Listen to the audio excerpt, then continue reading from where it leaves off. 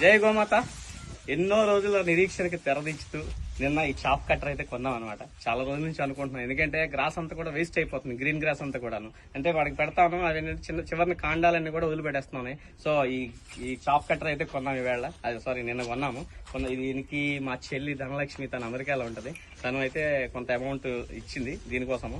సరే ఇంకొంచెం డబ్బులు సరిపోలేదు, ఇంకో మా ఫ్రెండ్ నాయుడు గారు అని చెప్పేసి, అచ్చెం నాయుడు గారు అని చెప్పేసి ఆయన కూడా ఆయన వచ్చింది నాకు సహకరించారు.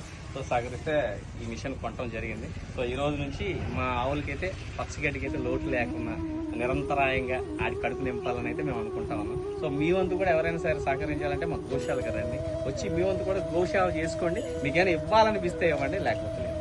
జై గోమాత.